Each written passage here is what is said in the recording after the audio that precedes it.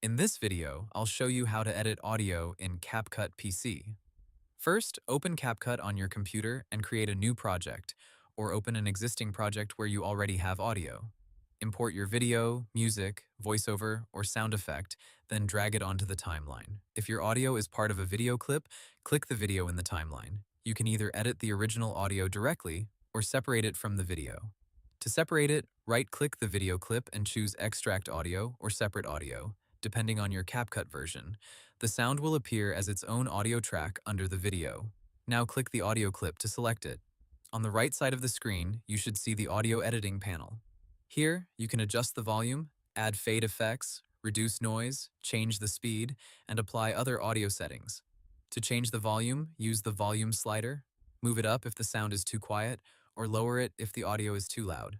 If your video has voice and background music, make sure the music is lower than the speaking voice so viewers can understand everything clearly. To trim the audio, move your mouse to the beginning or end of the audio clip in the timeline. Click and drag the edge inward to cut off unwanted parts. You can also move the playhead to a specific point, select the audio clip, and click Split to cut it into smaller sections. If you want the audio to start smoothly, select the clip and add fade in. If you want it to end smoothly, add fade out. These options are usually available in the right side audio panel. To remove background noise, select the audio clip and look for noise reduction or reduce noise. Turn it on, then play the clip again to hear the difference. You can also add another sound by clicking Audio at the top and choosing music or sound effects from CapCut's library, or importing your own audio file from your computer. Before exporting, play your full video and listen carefully. Check that the voice is clear, the music is balanced, and all sound effects happen at the right moment.